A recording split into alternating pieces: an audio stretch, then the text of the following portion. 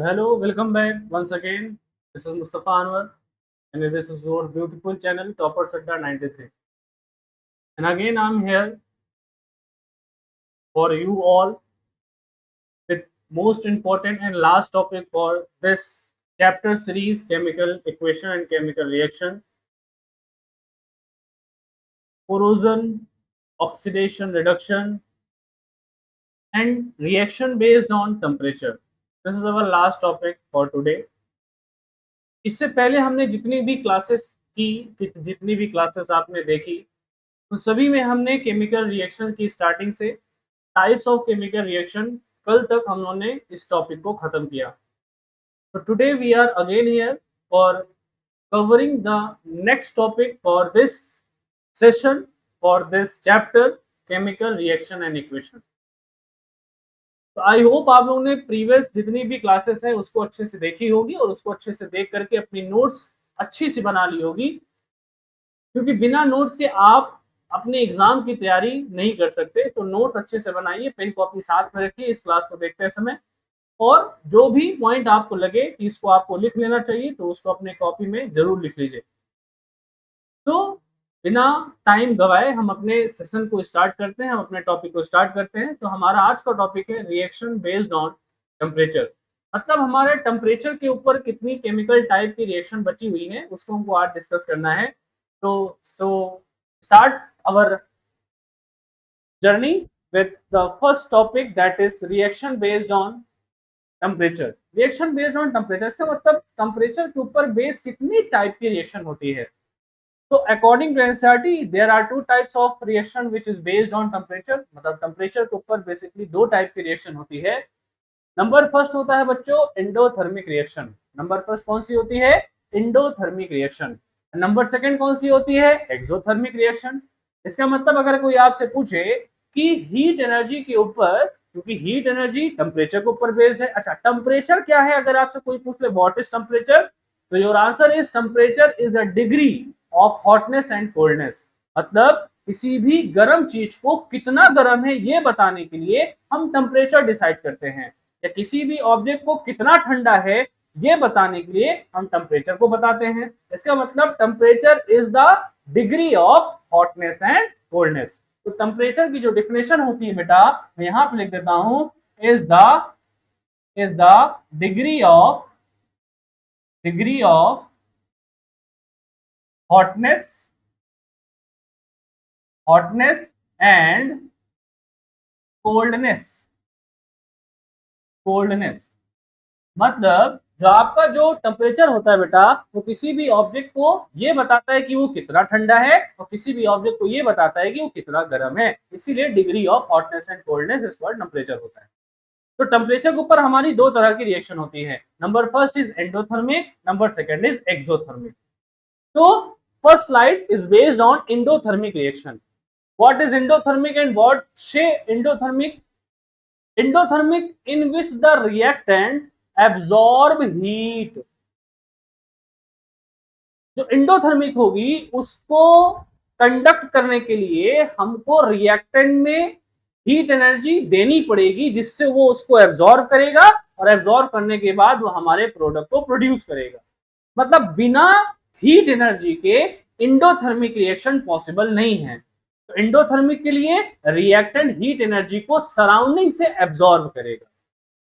This is called endothermic reaction. The endothermic reaction in which the reactants absorb heat energy from the surrounding to form product। मतलब product बनाने के लिए जो reactant होगा वो surrounding से हीट एनर्जी को एब्जॉर्ब करेगा, तब वो अपने प्रोडक्ट को प्रोड्यूस करेगा। और हमारे एनसीईआरटी में ऐसी बहुत सी रिएक्शन हैं जो एंडोथर्मिक रिएक्शन होती हैं। उसमें से first reaction is thermolysis of limestone. ये आई थिंक हम लोगों ने पिछले क्लास में भी देखा था। अच्छा, थर्मोलिसिस अगर आपको पिछली क्लास याद होगी तो thermolysis is the process in which any reactant और substance decompose in the presence of heat. इसका मतलब कोई रिएक्टेंट हीट के प्रेजेंस में टूट जाए, अलग हो जाए, दैट इज कॉल्ड थर्मोलिसिस। तो लाइमस्टोन थर्मोलिसिस के बेस पे अलग हो रहा था क्विकलाइम और कार्बन डाइऑक्साइड में। तो इसका रिएक्शन क्या होगा बच्चों? इसका रिएक्शन होगा CaCO3। इस तरह से मैंने हीट लगाया, ये हीट क्या इंडिकेट करेगा? This indication that limestone absorb heat to produce CaO, calcium oxide and carbon dioxide. अगर आपसे कोई पूछे कि थर्मोलिसिस ऑफ लाइमस्टोन या thermolysis of potassium chlorate is the example of exothermic और एंडोथर्मिक, तो आपका आंसर होगा बच्चों एंडोथर्मिक। क्योंकि एंडोथर्मिक में ये दोनों, देखो यहां पे लिखा हुआ है थर्मोलिसिस ऑफ पोटेशियम क्लोरेट, मतलब जितनी भी थर्मोलिसिस की प्रोसेस होती है वो सब की सब एंडोथर्मिक रिएक्शन होती है। अच्छा, इसका रिएक्शन कैसे हम लोगों ने लिखा था कल? KClO3 decompose in the presence of heat. तो ये हमको क्या दे रहा था बच्चों? KCl+O2। both thermolysis example is also a part of endothermic। इसका मतलब दोनों जो थर्मोलिसिस के प्रोसेस होते हैं वो एंडोथर्मिक के भी एग्जाम्पल होते हैं। तो आई होप ये थर्मोलिसिस लाइमस्टोन और थर्मोलिसिस पोटेशियम क्लोरेट का एग्जाम्पल आपको समझ में आया होगा। नेक्स्ट लिखा हुआ बेटा process of melting, boiling, evaporation. Boiling class 9 में पढ़ा है, मेल्टिंग क्लास 9 में पढ़ा है, इवापोरेशन ऑफ 9 में पढ़ा है। अच्छा, बॉइलिंग क्या होता है?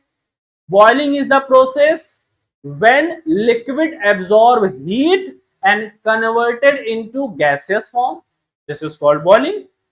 Melting when any solid substance absorb heat and converted into liquid form is called melting.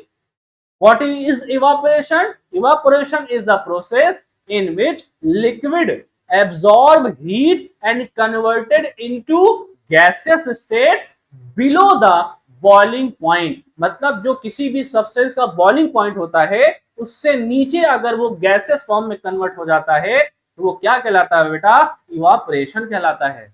इसका मतलब मेल्टिंग भी एंडोथर्मिक प्रोसेस है, बॉइलिंग भी इंडोथर्मिक प्रोसेस है, इवापोरेशन भी इंडोथर्मिक प्रोसेस है, और साथ ही साथ में सब्लिमेशन, सब्लिमेशन भी आपका इंडोथर्मिक प्रोसेस है। तो ये सारे के सारे प्रोसेस इंडोथर्मिक प्रोसेस है क्योंकि इनको कराने के लिए रिएक्टेंट हीट एब्जॉर्ब करते हैं। तो आई होप ये 3-4 एग्जांपल आपको समझ में आए होंगे। हमारे पास कुछ और एग्जांपल हैं जो एनसीईआरटी ने हमको भेजा है। Dissolving of ammonium nitrate. जब अमोनियम नाइट्रेट को हम पानी में डिसॉल्व करते हैं बेटा, ये सॉलिड फॉर्म में होता है, ये लिक्विड फॉर्म में होता है। तो जब अमोनियम नाइट्रेट को हम पानी में डिसॉल्व करते हैं तो उसको डिसॉल्व करने के लिए हमको हीट देनी पड़ती है। जब हीट हम देंगे, एब्जॉर्ब करवाएंगे, तब वो एंडोथर्मिक रिएक्शन कहलाएगा। इसका मतलब जो aqueous form of ammonium nitrate बना बेटा, वो क्यों बना? क्योंकि उसमें हमने हीट को एब्जॉर्ब कराया है। मोस्ट इंपॉर्टेंट, कई बार एग्जाम में आया है बच्चों, photosynthesis is also the example of endothermic.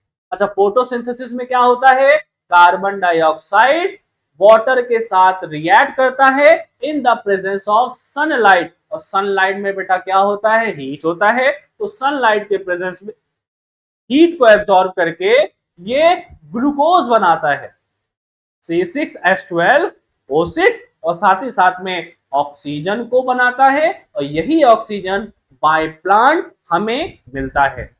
तो फोटोसिंथेसिस यही तो होता है जिसमें कार्बन डाइऑक्साइड वाटर मॉलिक्यूल्स आपस में रिएक्ट करते हैं, ग्लूकोज बनाते हैं और ऑक्सीजन गैस को प्रोड्यूस करते हैं। तो photosynthesis is also a part of endothermic reaction. जैसे कि अभी हमने बोला था कि सब्लिमेशन, मतलब जहां जहां भी सब्लिमेशन आएगा वहां वहां आपका एंडोथर्मिक आएगा। तो बेटा एक वर्ड लिखा हुआ है ड्राई आइस। आई होप आप लोग को ड्राई आइस का मतलब समझ में आता होगा बेटा।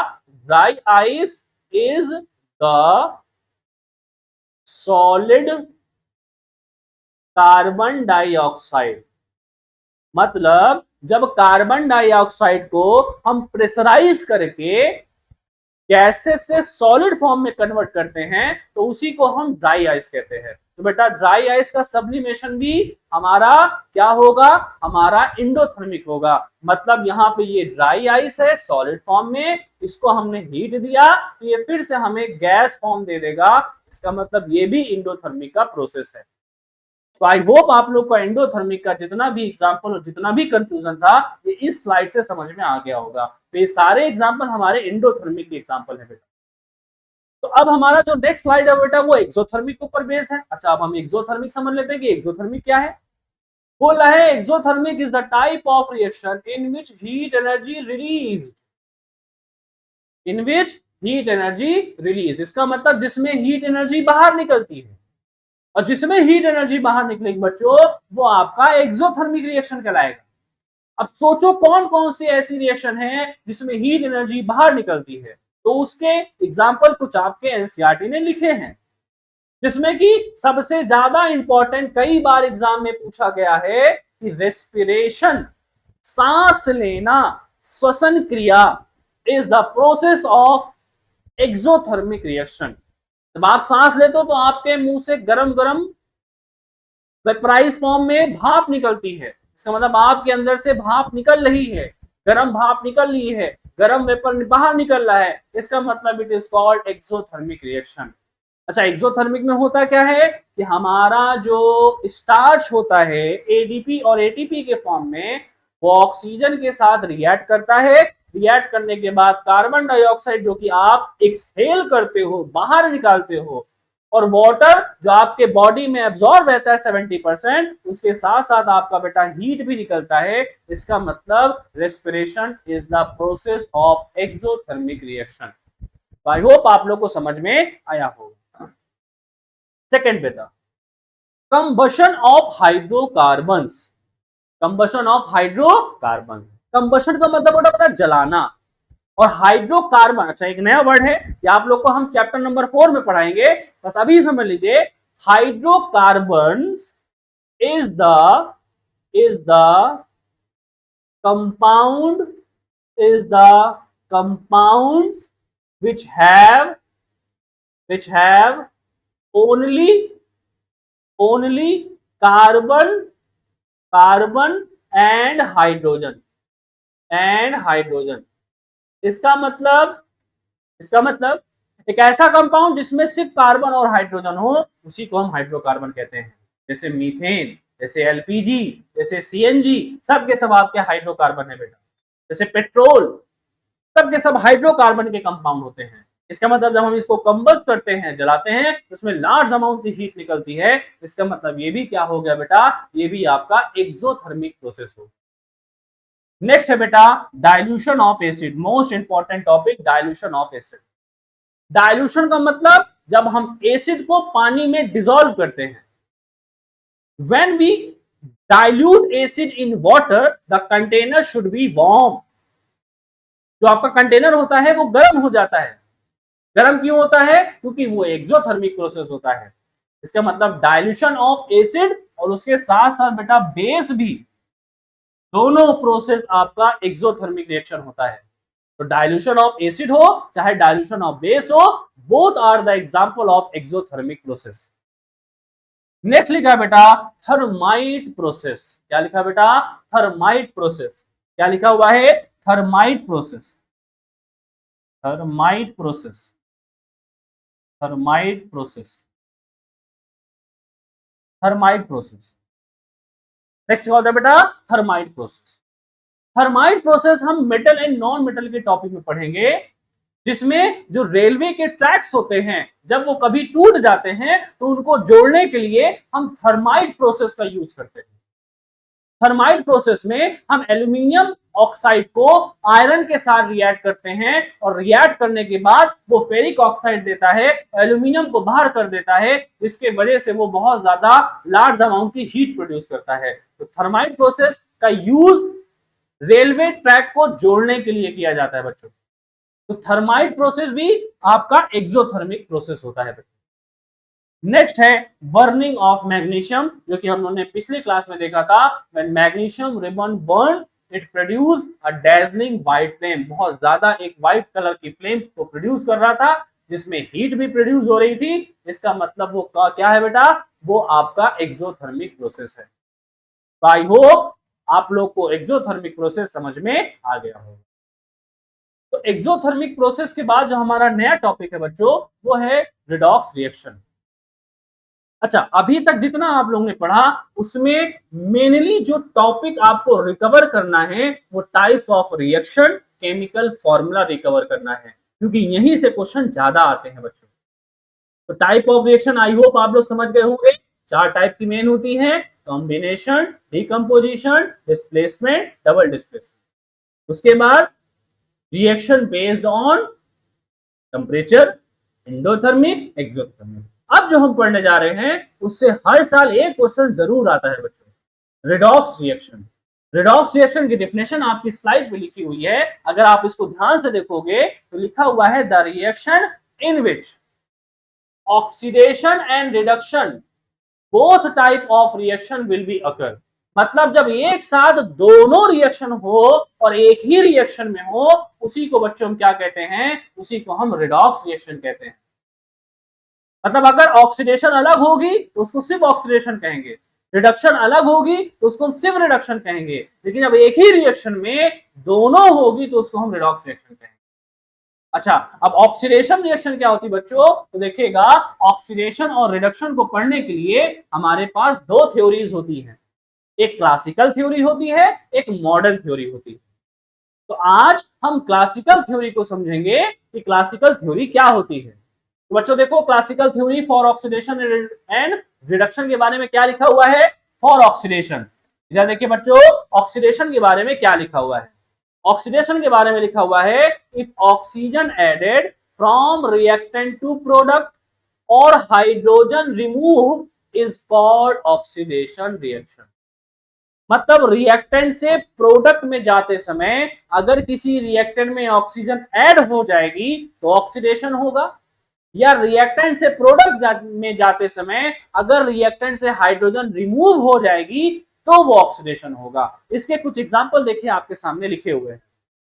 जिंक रिएक्ट विथ ऑक्सीजन, क्या जिंक के पास ऑक्सीजन है? अभी नहीं है, लेकिन जैसे ही इसने ऑक्सीजन के साथ रिएक्ट किया इट गिव जिंक ऑक्साइड। देखिए अब जिंक के साथ ऑक्सीजन ऐड हो गई है, it means is the example of oxidation. बस यही याद रखना है कि जब किसी भी रिएक्टेंट में रिएक्टेंट से प्रोडक्ट में जाते समय ऑक्सीजन ऐड होती दिख जाए तो वहां से वहां तक का प्रोसेस ऑक्सीडेशन प्रोसेस कहलाता है। मैग्नीशियम के साथ ऑक्सीजन को ऐड किया then we will give magnesium oxide. इसका मतलब मैग्नीशियम में अभी तक ऑक्सीजन नहीं था, लेकिन मैग्नीशियम ऑक्साइड में ऑक्सीजन ऐड हो गया। इसका मतलब it is also the example of oxidation.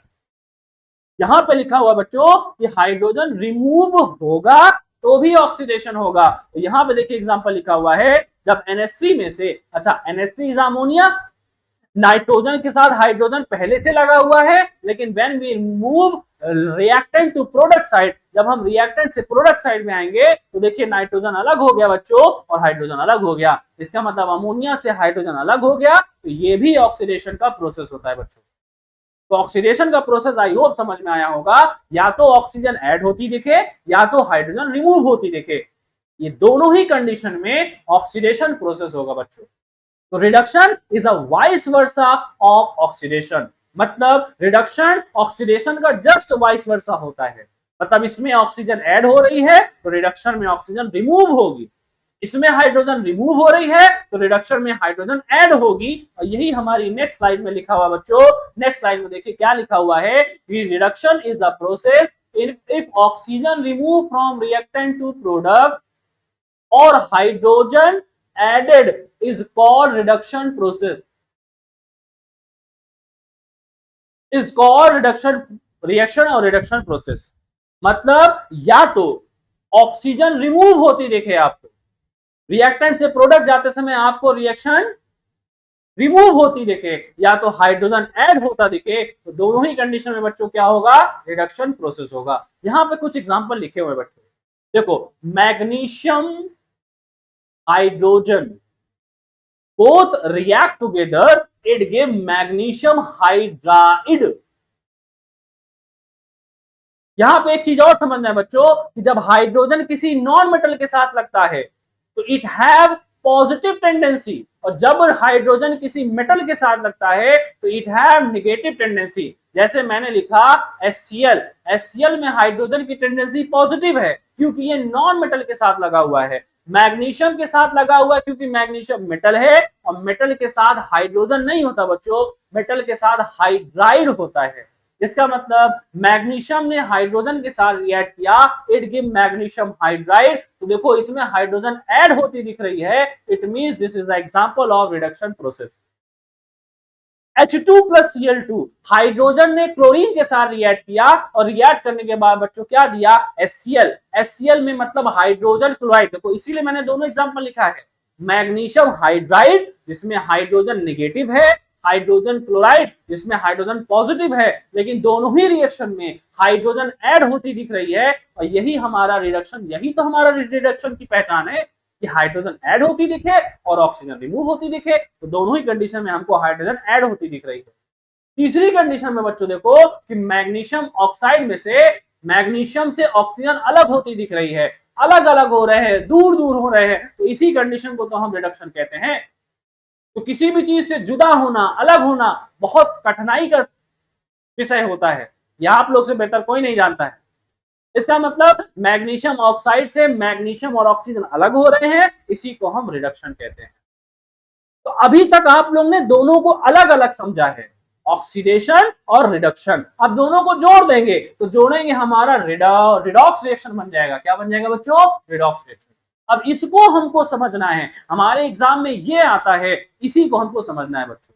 तो इसी को हम समझाएंगे इधर आपको। देखो जैसे लिखा हुआ बच्चों Zn plus CuO, it gives ZnO plus Cu। इसमें आपको दोनों बताना है, oxidation as well as reduction. तो बताइए अभी मैंने क्या बताया कि ऑक्सीजन ऐड होती दिखे तो ऑक्सीडेशन, ऑक्सीजन रिमूव होती दिखे तो रिडक्शन। बताओ जिंक यहां पे बच्चों अकेला है, लेकिन जब आप प्रोडक्ट साइड में देखोगे तो जिंक के साथ ऑक्सीजन ऐड हो गई, इसका मतलब यहां से यहां तक ऑक्सीडेशन है बच्चों। क्या है बच्चों? ऑक्सीडेशन। नहीं तो बताया कि ऑक्सीजन ऐड होती दिखे तो रिएक्टेंट से प्रोडक्ट जाते समय ऑक्सीजन ऐड हो रही है, इसका मतलब ये क्या हो गया बच्चों? ये आपका ऑक्सीडेशन हो गया। अच्छा, CuO के साथ पहले से ऑक्सीजन है, लेकिन जब आप इसको प्रोडक्ट में देखते हो तो इसमें ऑक्सीजन रिमूव होती दिख रही है, इसका मतलब ये बच्चों क्या है? ये आपका रिडक्शन है। तो रिडक्शन और ऑक्सीडेशन को पहचानना, हमको बस ये देखना है कि ऑक्सीजन किधर ऐड हो रही है, ऑक्सीजन किधर से रिमूव हो रही है। इतना समझ में आ गया। अब दूसरी चीज इसमें समझिएगा, जिसमें ऑक्सीडेशन होता है, जिस रिएक्टेंट का ऑक्सीडेशन होता है उसको हम ऑक्सीडाइज सब्सटेंस कहते हैं, ऑक्सीडाइज्ड सब्सटेंस कहते हैं, सब्सटेंस कहते हैं। जिसका ऑक्सीडेशन होता है ऑक्सीडाइज सब्सटेंस, जिसका रिडक्शन होता है reduced substance, reduce substance, reduce substance. और दोनों के दोनों रिएक्टेंट होंगे, प्रोडक्ट कभी नहीं होंगे बच्चों। अगर कोई आपसे पूछे कि बताइए इसमें से ऑक्सीडाइज सब्सटेंस कौन है, तो देखना किसका ऑक्सीडेशन हो रहा है, तो Zn का हो रहा है, इसका मतलब ये ऑक्सीडाइज सब्सटेंस। किसका रिडक्शन हो रहा है तो आप कहना सर CuO का हो रहा है, इसका मतलब ये रिड्यूस सब्सटेंस। तो मतलब समझ में आया बच्चों, जिसमें ऑक्सीजन ऐड हो ऑक्सीडेशन, ऑक्सीडाइज सब्सटेंस, जिसमें ऑक्सीजन रिमूव हो reduction, reduce substance. Second example आप लोग अपने कमेंट बॉक्स में इसका आंसर करके दिखाइएगा हमें। तो कमेंट बॉक्स में आपको इसका आंसर करके बताना बेटा, मैंने यहाँ पे इसको होमवर्क के फॉर्म में दे दिया। Fe plus Al2O3 it give Fe2O3 plus Al, इसको आप लोग को हमको करके बताना है। अब दूसरा वाला एग्जांपल देखते हैं, H2S plus Cl2 it give HCl plus Cl2। इसको हम लोग दूसरे फॉर्म में देखते हैं बेटा, क्या लिखा हुआ है? H2S plus Cl2 it give HCl plus S। इसको हम लोगों ने देखा, बताओ क्या यहाँ पे ऑक्सीजन है? नहीं, इसका मतलब ये हाइड्रोजन के कॉन्सेप्ट के ऊपर बेस्ड है। तो बताइए, जिसमें से हाइड्रोजन रिमूव होगी, बताओ बच्चों, जिसमें से हाइड्रोजन रिमूव होगी, ऑक्सीडेशन, ऑक्सीडेशन। और जिसमें हाइड्रोजन ऐड होगी उसको हम कहेंगे बच्चों रिडक्शन। समझ में आ गया? जिसमें से हाइड्रोजन अलग हो, ऑक्सीडेशन, जिसमें हाइड्रोजन ऐड हो, रिडक्शन, और जिसमें ऑक्सीडेशन हो, ऑक्सीडाइज सब्सटेंस, जिसमें रिडक्शन हो, रिड्यूस सब्सटेंस। आई होप आप लोग को ये कॉन्सेप्ट समझ में आया होगा। क्लासिकल थ्योरी के अकॉर्डिंग कैसे हम पहचानेंगे कि हमारा ऑक्सीडेशन और रिडक्शन क्या होता है। अब एक पॉइंट और आता है बच्चों, ऑक्सीडाइजिंग, यहां पे मैं समझा देता हूं। ऑक्सीडाइजिंग, ऑक्सीडाइजिंग एजेंट और रिड्यूसिंग एजेंट, रिड्यूसिंग एजेंट। एक टॉपिक से 4 तरह के क्वेश्चन बनते हैं बच्चों, oxidation, reduction, oxidise substance, reduce substance, oxidising agent, reducing agent. तो अभी तक तो हमने समझा कि ऑक्सीडेशन रिडक्शन क्या है, ऑक्सीडाइजिंग रिड्यूसिंग एजेंट क्या है, सॉरी, ऑक्सीडाइज सब्सटेंस और रिड्यूस सब्सटेंस क्या है। अब हम समझेंगे कि ऑक्सीडाइजिंग एजेंट और रिड्यूसिंग एजेंट क्या होते हैं। तो आई होप आप लोग को ये पॉइंट समझ में आया होगा। तो देखिए ऑक्सीडाइजिंग और रिड्यूसिंग एजेंट के बारे में क्या लिखा है बच्चों, देखो जल्दी से। An oxidising agent also known as oxidant. ये याद रखना है बच्चों कि जो ऑक्सीडाइजिंग एजेंट होते हैं उनको ऑक्सीडेंट भी कहा जाता है। ये काम क्या करते हैं? The substance which are capable to lose oxygen, मतलब जिसमें पहले ऑक्सीजन हो और वो ऑक्सीजन को अलग कर दे। वही तो हुआ ना, बोलो क्या बोल रहा है? The substance which are capable to lose, capable मतलब जिसके पास क्षमता हो। क्षमता किसके पास होगी? जिसके पास होगा। जैसे किसी गरीब को दान कौन देगा? जिसके पास पैसा होगा। पैसा नहीं होगा गरीब को दान कोई करेगा? नहीं करेगा। इसका मतलब जिसके पास ऑक्सीजन होगी वही तो ऑक्सीजन को देगा ना। इसका मतलब पहले रिएक्टेंट में जिसके पास ऑक्सीजन होगी वो आपका ऑक्सीडाइजिंग एजेंट होगा। आई होप समझ में आया। नहीं आएगा तो आपका लॉस है, आना तो पड़ेगा क्योंकि एग्जाम में पास होना है। रिड्यूसिंग एजेंट इसी का जस्ट उल्टा है बच्चों। अच्छा, ये तो ऑक्सीजन के बेस पे हो गया। ऑक्सीडाइजिंग एजेंट का एक टॉपिक हाइड्रोजन के ऊपर भी बेस होता है।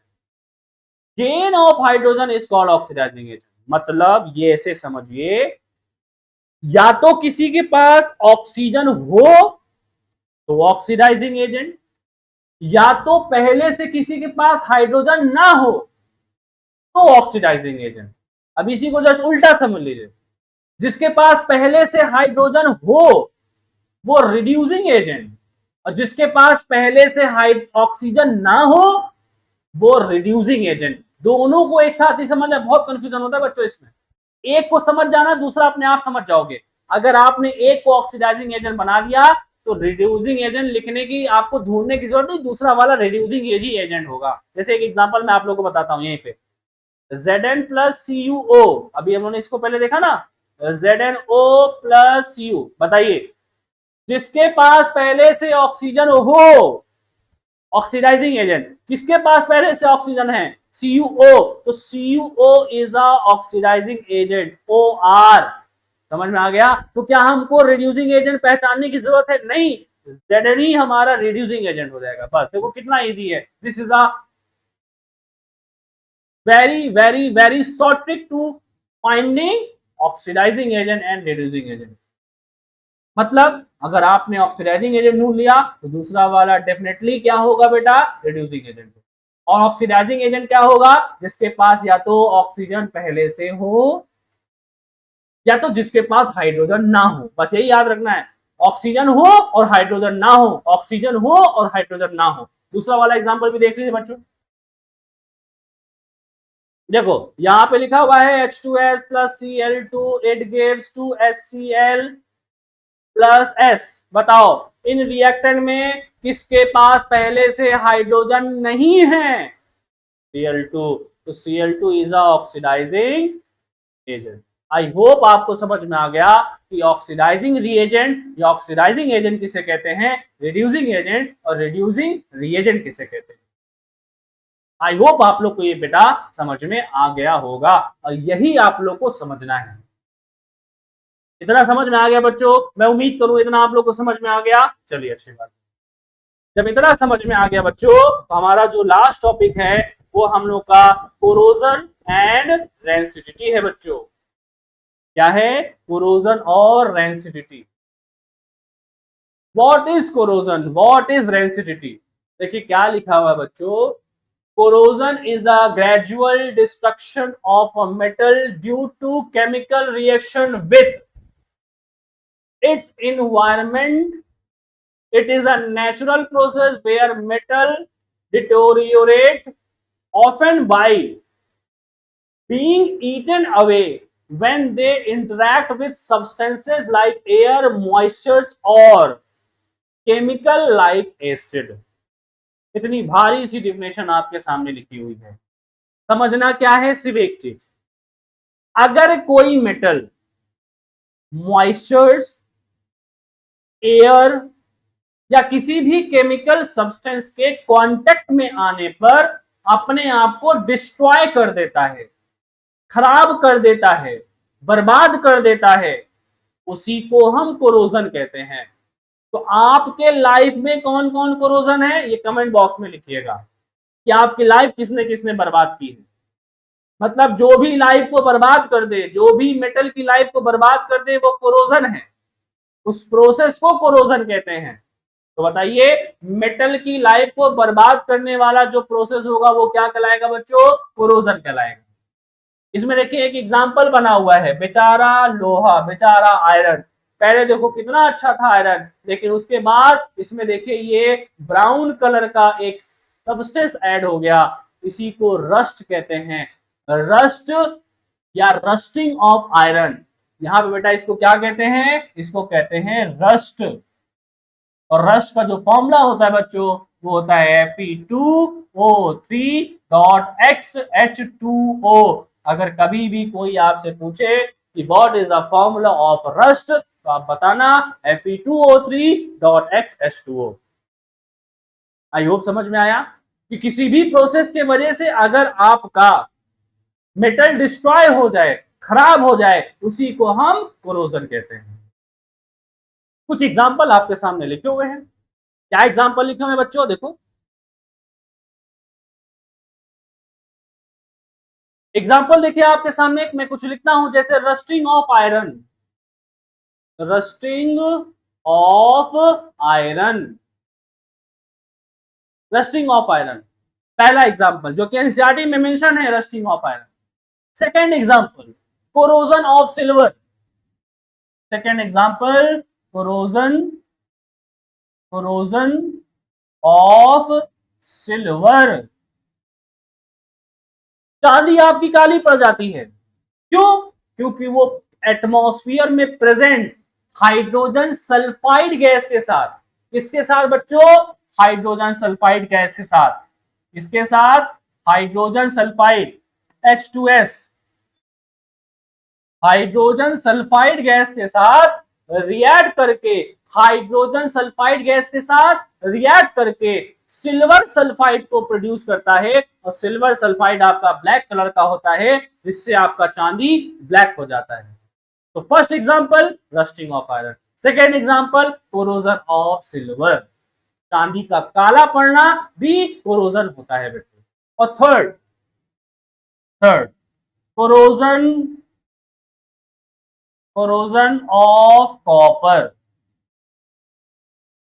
कभी आपने देखा है कि कॉपर के ऊपर ग्रीन ग्रीन पैचेस पड़ जाते हैं, एक हरा कलर का एक लेयर आ जाता है, जिसके वजह से आपका कॉपर का जो मेटल होता है वो खराब हो जाता है। तो यही तो कोरोजन ऑफ कॉपर है।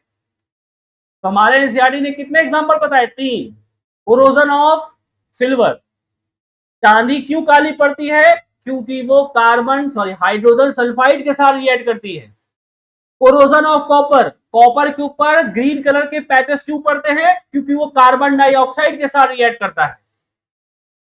और third example rusting of iron, इसका मतलब रस्टिंग ऑफ आयरन भी एयर मतलब मॉइस्चर्स एयर के साथ रिएक्ट करता है, वाटर प्लस O2 के साथ रिएक्ट करता है और रिएक्ट करने के बाद आपको Fe2O3.X का फॉर्मूला देता है, जिसे हम रस्ट कहते हैं।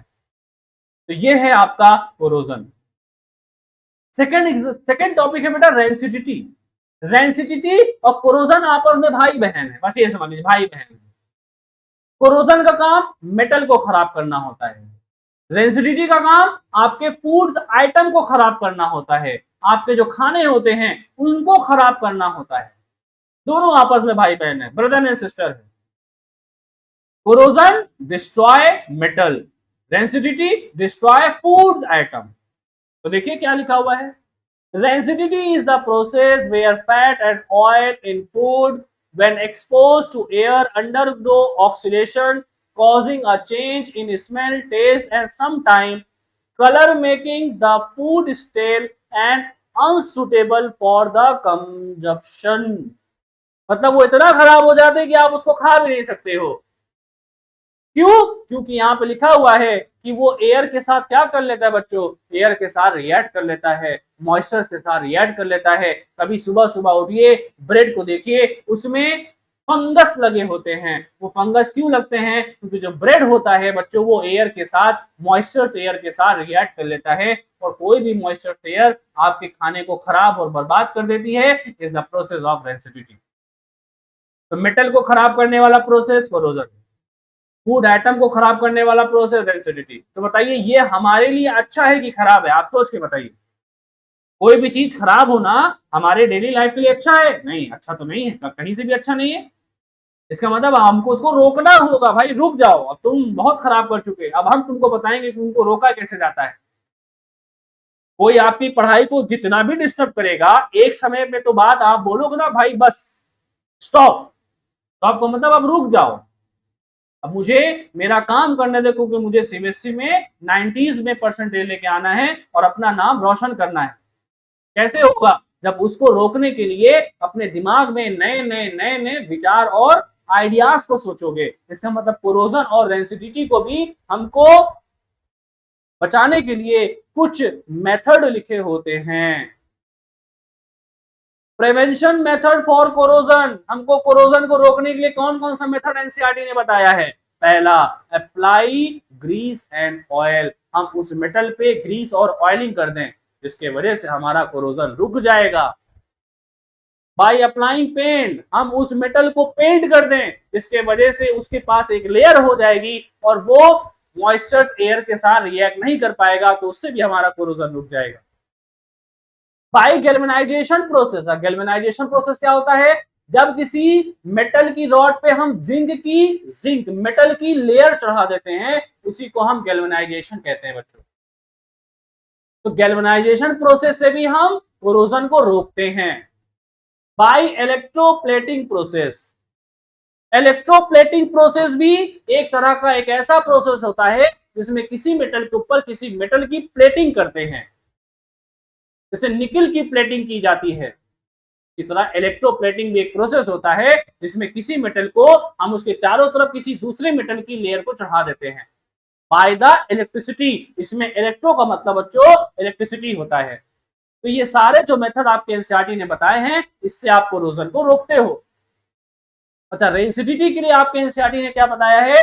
रेंसिडिटी के लिए आपके एनसीईआरटी ने बताया है बच्चों, by using tight air container, किसी भी बिस्किट, चिप्स, ब्रेड को रखने के लिए एयर टाइट कंटेनर का यूज करिए, by using air tight containers. By using refrigerator, आपके घरों में बड़ी बड़ी कंपनी की रेफ्रिजरेटर होता है, उसका काम क्या होता है? रात का खाना रख देते हैं, सुबह उसको फिर से खा लेते हैं। क्यों? क्योंकि वो उसको रेंसिडिटी से बचाती है, खराब होने से बचाती है। इसका मतलब रेफ्रिजरेटर भी रेंसिडिटी प्रोसेस को स्टॉप करता है, कुछ लिमिट तक रोकता है। यूजिंग एंटी एसिड, बता बहुत ज्यादा इंपॉर्टेंट टॉपिक, कई बार एग्जाम में आया हुआ है। By using anti acid, anti acid का काम क्या है? एसिड को रोकने वाला। और जब खाना खराब होता है तो वो एसिडिक प्रोसेस के वजह से खराब होता है। इसका मतलब अगर हम उसको रोकते हैं तो उसमें कुछ आर्टिफिशियल और नेचुरल, देखो बेटा एंटी एसिड दो होता है, एक नेचुरल होता है, एक नेचुरल होता है, एक आर्टिफिशियल होता है, एक आर्टिफिशियल होता है। नेचुरल में एस्कॉर्बिक एसिड आता है जिसे हम विटामिन सी कहते हैं। तो एस्कॉर्बिक एसिड से भी हम इसको आसानी से क्या कर सकते हैं बेटा, अपने खाने को प्रिजर्व कर सकते हैं, बचा सकते हैं। और आर्टिफिशियल में आपके एनसीईआरटी ने दो एंटी एसिड को बताया बच्चों, BHA और BHT। What is the full form of BHA? Butylated hydroxy anisole. Full form याद रखना है, butylated hydroxy anisole BHA। BHT butylated hydroxy toluene, sorry butylated hydroxy toluene. तो ये दो आर्टिफिशियल इंडिकेटर होते हैं और नेचुरल में बेटा एस्कॉर्बिक, एस्कॉर्बिक, एस्कॉर्बिक एसिड जो होता है बेटा, जिसे हम विटामिन सी भी कहते हैं, विटामिन सी, विटामिन सी, ये आपका नेचुरल एंटी एसिड होता है बच्चों। समझ में आया? लास्ट लिखा है बेटा नाइट्रोजन गैस। चिप्स की पैकेट में जब आप देखते हो 5 रुपए का लेस, 5 रुपए का कुरकुरे, तो उसमें बहुत ज्यादा हवा भरी होती है। वो हवा बेटा नाइट्रोजन गैस की होती है। और नाइट्रोजन गैस जो होता है बेटा वो नॉन रिएक्टिव इन नेचर होता है, वो इनर्ट इन नेचर होता है, जिसके वजह से हम उसको अपने चिप्स के पैकेट में ऐड करते हैं और वो हमारे चिप्स को प्रिजर्व करती है, बचाती है बाय द मॉइस्चर्स, और रेंसिडिटी प्रोसेस को वो स्टॉप करती है। तो ये था आज का हमारा लेक्चर, जिसमें हमने फ्रॉम टेम्परेचर बेस्ड रिएक्शन से कोरोजन और रेंसिडिटी तक सीखा। रेंसिडिटी को कैसे बचाना है, कोरोजन को कैसे बचाना है, कौन से प्रोसेस, कौन से मेथड्स हमको उसको बचाना है, ये पूरे लेक्चर में हमने आज के क्लास में देखा। इसी के साथ आपका lecture number 1, chapter number 1 complete होता है, केमिकल रिएक्शन एंड इक्वेशन। तो ओवरऑल इस चैप्टर का वेटेज इतना है कि आपको केमिकल फॉर्मूला समझ में आना चाहिए, केमिकल रिएक्शन कैसे सॉल्व की जाती है ये समझ में आनी चाहिए, how to balance chemical reaction ये समझ में आना चाहिए, what is corrosion, what is rancidity by prevention method, what is type of chemical reaction. ये ओवरऑल चीजें आपको अगर आ गई तो चैप्टर 1 के जितने भी क्वेश्चन आएंगे आप उसको आसानी से सॉल्व कर लोगे। हम अपने नेक्स्ट क्लास में इसके most important topic upcoming examination 2026, हम इसको देखेंगे कि हमारे 2026 में कितने तरह के क्वेश्चन इस टॉपिक से बन सकते हैं, नए नए वेटेज के साथ, नए नए कॉन्सेप्ट के साथ। Thank you for watching this class and I hope आप लोग को ये क्लास बहुत ज्यादा अच्छी लगी होगी। तो लाइक एंड सब्सक्राइब करना मत भूलिएगा। This is your beautiful channel topper Sadda 93। Thank you so much.